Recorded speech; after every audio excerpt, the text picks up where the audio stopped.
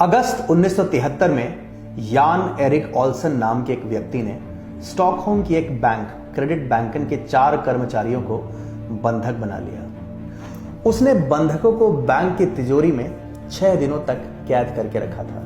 जब बंधकों को रिहा करा लिया गया और ओल्सन के खिलाफ मुकदमे में उनकी पेशी की गई तो उनमें से किसी ने भी अदालत में उसके खिलाफ गवाही नहीं दी।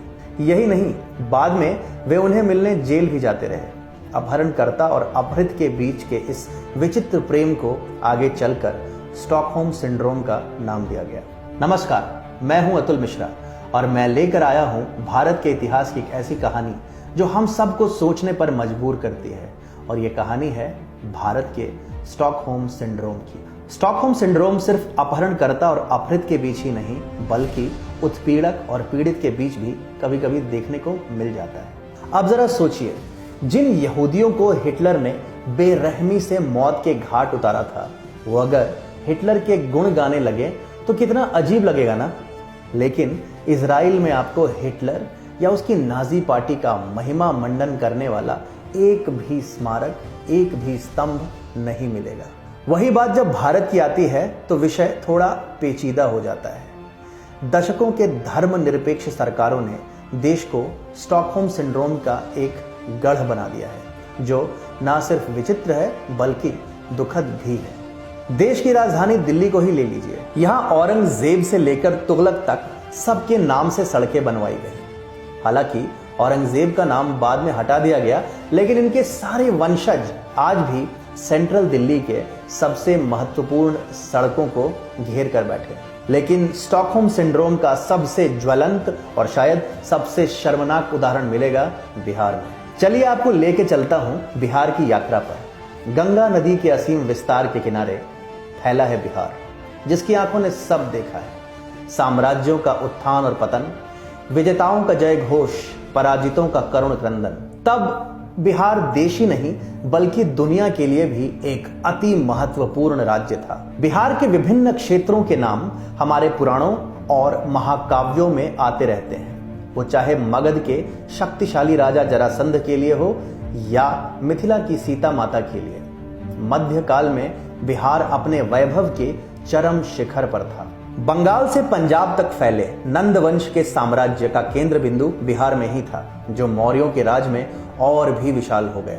बिहार न सिर्फ वाणिज्य और व्यापार का एक बड़ा केंद्र था, बल्कि विश्व में शिक्षा का भी सबसे बड़ा केंद्र था।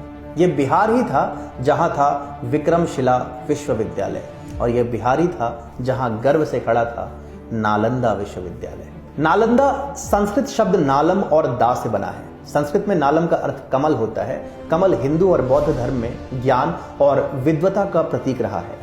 नालम जोड़ दा यानी कमल देने वाली, या कहें तो ज्ञान देने वाली। इस अति महत्वपूर्ण विश्वविद्यालय की स्थापना गुप्त वंश के सम्राट कुमारगुप्त प्रथम ने 413 से 455 ईसा पूर्व में की थी। चीनी यात्री ह्वेनसांग ने अपने यात्रा वर्णनों में नालंदा विश्वविद्यालय को विश्व के प्रमुख शिक्षा संस्थान के रूप में बताया था। ह्वेनसांग के अनुसार नालंदा विश्वविद्यालय में कुल 8500 छात्र एवं 1510 अध्यापक थे। नालंदा विश्वविद्यालय में एक अति विशाल पुस्तकालय था जिसका नाम था धर्मगंज। इस विश्वविद्यालय में 3 मंजिलें थीं, जिनके नाम क्रमशः रत्न सागर, रत्नोदधि और रत्नरंजक थे।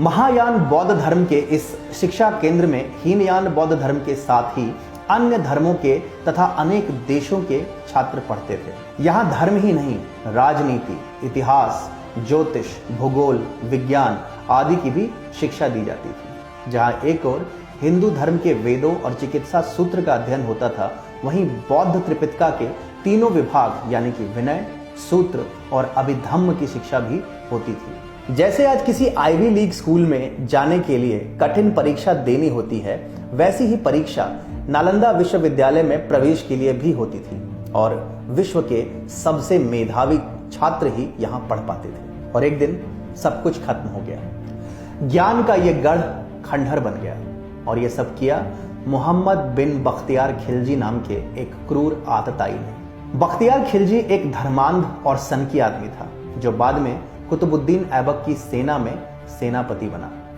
नाटे कद का और अजीब से डील डॉल वाला खिलजी सम्मान के लिए संघर्ष कर रहा था। दिल्ली के दरबार में उसकी कोई पहचान नहीं थी।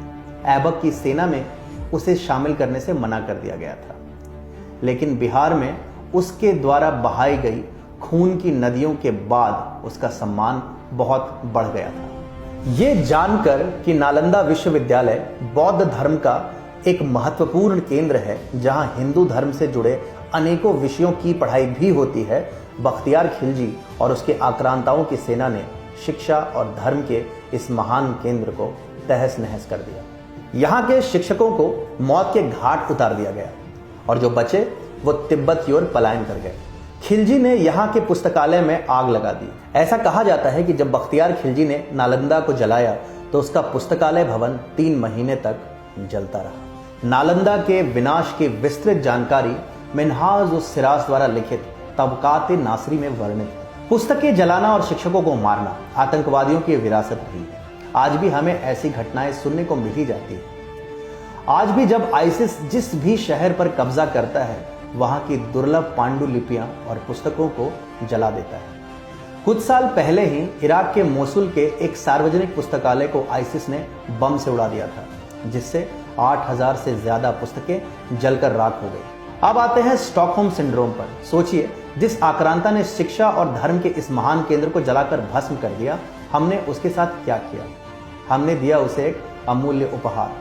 आज बिहार में बख्तियार खिलजी के सम्मान में एक पूरा शहर बसा है, जिसे हम बख्तियारपुर के नाम से जानते हैं। जी हाँ, बात हैरान करने वाली है, लेकिन है 100% सत्य।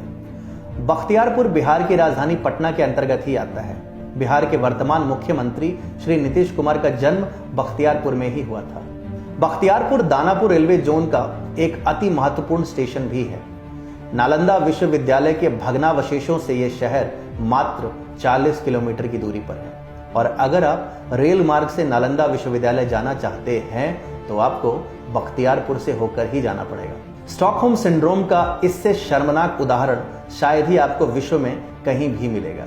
दशकों के तथाकथित सेक्युलर सरकारों ने और वामपंथी इतिहासकारों ने हमारी आंखों के आगे एक पट्टी सी लगा दी है, जिससे हमें सत्य या तो दिखता ही नहीं है या फिर उसका कोई दूसरा ही स्वरूप दिखता है। तो ये तो थी कहानी नालंदा विश्वविद्यालय के बनने और उजड़ने की, कहानी एक आक्रांता और उसकी धर्मांधता की, और कहानी स्टॉकहोम सिंड्रोम की।